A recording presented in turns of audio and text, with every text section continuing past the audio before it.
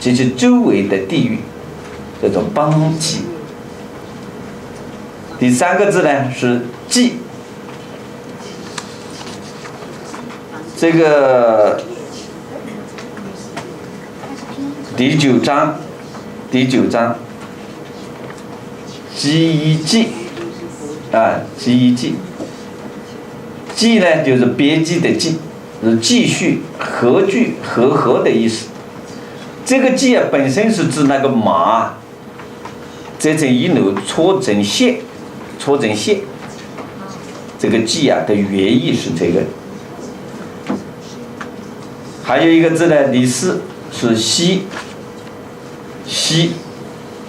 积习尽致，也是第九章的。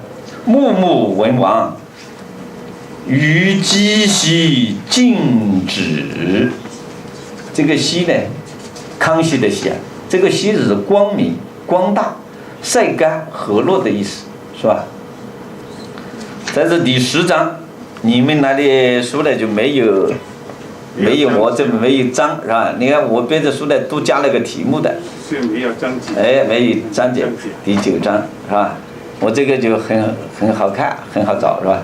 第10章是玉，大家看一眼上面玉，这个要读玉，玉石的玉，是吧？水边望去的地方，什么叫做玉啊？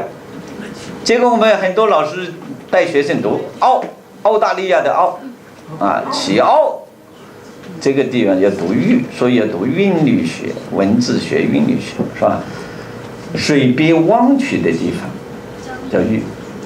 第6个字县，第一个要读县，西安县。威武、威严、广大、宽广、博大的意思，大家现在不要写，反正这个发给大家的是吧？考给大家都有。我们看一下讲，连续有3个基本同音的。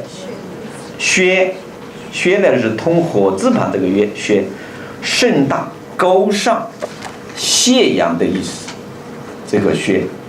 第3个轩是遗忘、忘记的意思。第11章有一个乌符，我们不能读个玉玺啊，不能读玉玺，是乌符，是一个叹词，相当于现代汉语里面的哎呀的意思，是吧？乌符你不能读玉玺，是吧？这个一定要懂韵律学了。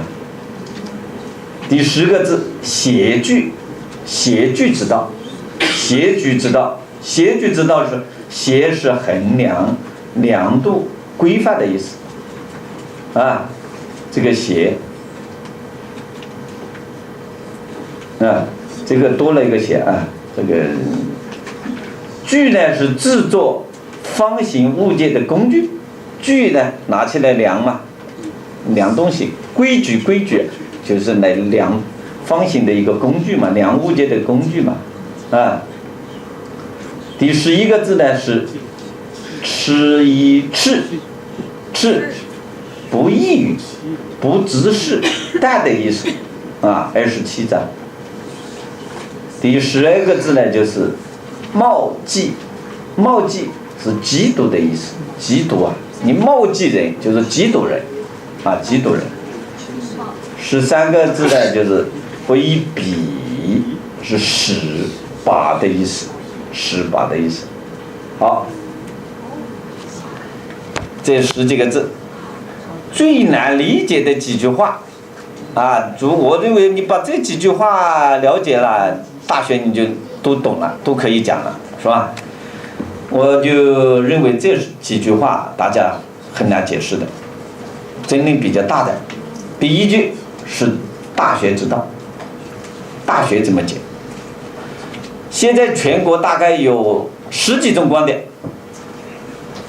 最多的观点认为大学呀就是古代的现在的大学，我认为这个观点绝对不对。过去呀还在春秋战国末期、战国中期，那么还没有明确哪个办了大学，是吧？这个孔子那个时候还只是私塾的开山鼻祖，还没有么中学、大学都还没有，怎么是作为大学现在的大学来解释呢？他认为现在办大学的宗旨就是三点，我不赞成这个观点，还有很多很多观点。我赞成呢，怎么解释呢？就是修身治国、齐家治国的大学问。你看30章全部讲修身、修心、齐家治国平天下的大道理，是吧？他怎么讲这个？现在怎么大学里面办大学要做好三件事情？这个显然不通。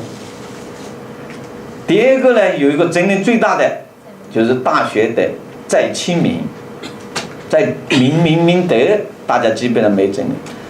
在亲民，因为是朱熹，你看在中国历史上理学的集大成者，是吧？那么朱熹解释这个亲民的亲啊，他翻译成为新旧的新，着新民，在于着新民。我们过去听老师讲都是讲翻成新民，所以我呢不主张是翻成新民，新民根本不通了，无法讲下面，也无法讲题目，是吧？与本意啊，我认为不合。